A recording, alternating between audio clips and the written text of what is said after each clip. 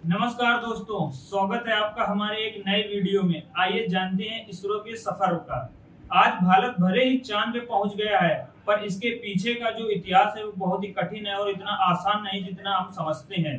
बात हम उस समय की करते हैं दोस्तों, जब भारत ने पहली बार 1960 में इसरो की स्थापना की। तब बाकी देश हम पे हंसते थे कि क्या भारत जैसे गरीब देश को क्या जरूरत आ पड़ी एक स्पेस एजेंसी बनाने की। दोस्तों, बात उस समय की है जब डॉक्टर विक्रम साराभाई की दूरदर्शिता का ही प्रमाण था कि 1962 में हमने इसरो की स्थापना की और इसका हेडक्वार्टर बेंगलुरु में रखा।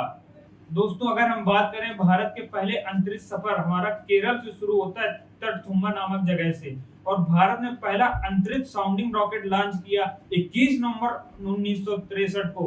उस वक्त तक दुनिया ने कल्पना भी नहीं की थी कि भारत भी अंतरिक्ष में एक ऐसा उड़ान भरेगा जो बाकी दुनिया के लिए एक मिसाल साबित होगा।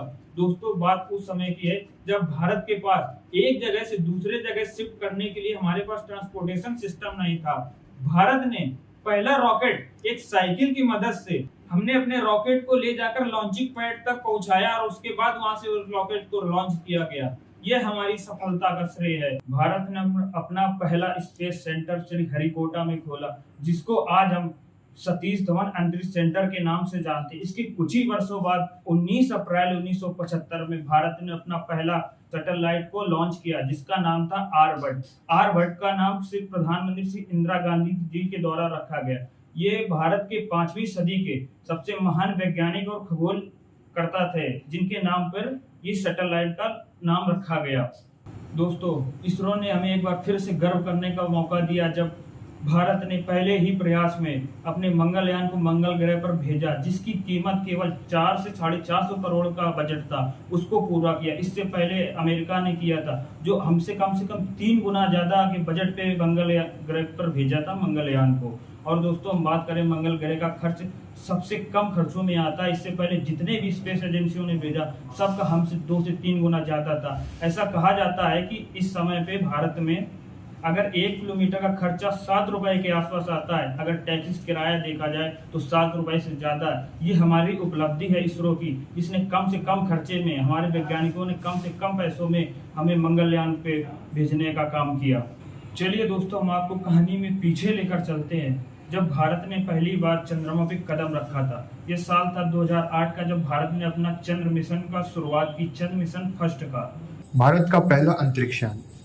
इस अभियान के अंतर्गत एक मानव रहित यान को 22 अक्टूबर 2008 को मून पर भेजा गया और यह 30 अगस्त 2009 तक सक्रिय रहा। यह यान polar satellite launch vehicle PSLV के एक संशोधित संस्करण वाले रॉकेट की सहायता से सतीश धवन स्पेस सेंटर से प्रक्षेपित किया गया। इसे मून तक पहुंचने में 5 दिन लगे, पर चंद्रमा की कक्षा में स्थापित करने में 15 दिनों का समय लगा। चंद्रयान ऑर्बिटर का मून इम्पैक्ट प्रोब MIP 14 नवंबर 2008 को मून की सतह पर उतरा, जिससे भारत चंद्रमा पर अपना झंडा लगाने वाला चौथा देश बन गया। चंद्रयान का उद्देश्य मून की सतह के डिटेल्ड मैप्स और वाटर पार्टिकल्स और हीलियम की तलाश करना था। चंद्रयान प्रथम ने चंद्रमा से 100 किलोमीटर ऊपर 525 किलोग्राम का एक सैटेलाइट पोलर ऑर्बिट में स्थापित किया गया।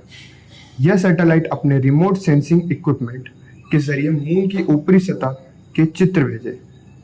भारतीय स्पेसक्राफ्ट लॉन्च के अनुक्रम में यह 28वां उपक्रम था।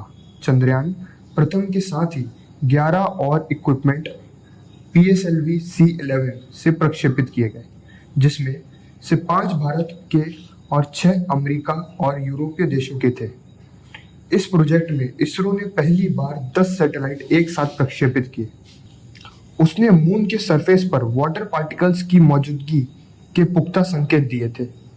चंद्रयान ने चांद पर पानी की मौजूदगी का पता लगाकर इस सदी की महत्वपूर्ण खोज की है। इसरो के अनुसार चांद पर पानी समुद्र, झरने, तालाब या बूंदों के रूप में नहीं, बल्कि खनिज और चट्टानों की सतह पर मौजूद है। उस समय पे 25 सितंबर 2009 को जब भारत ने पहली बार चंद्रमा पे कदम रखा, तो भारत ने दुनिया को बताया कि चंद्रमा पे भी पानी की मौजूदगी पाई जाती है। तब दुनिया ने भारत को सलाम किया और इसरो की मेहनत यह रंग लाई कि भारत ने भी चंद्रमा में पहली बार कदम रखा था। एक ऐसा ही कहानी उस समय की है दोस्तों, जब इसरो ने हमें गर्व करने का मौका दिया। बात उस समय की है दोस्तों, जब कारगिल का युद्ध चल रहा था और हमारा पड़ोसी मुल्क पाकिस्तान चोटियों में बैठा हुआ था, तब हमें जरूरत पड़ी थी जीपीएस सिस्टम की। उस समय पे जीपीएस सिस्टम सिर्फ अमेरिका के पास था। तब हमने अमेरिका से मदद मांगी, पर अमेरिका ने हमें साफ इनकार कर दिया मदद करने पे। तब इसरो ने कहा था कि एक ऐसा समय आएगा जब भारत खुद का अपना जीपीएस सिस्टम नेविगेशन बनाएगा। आज दुनिया में चौथा या पांचवा देश अपना भारत है जो खुद के पास जीपीएस सिस्टम उपलब्ध है।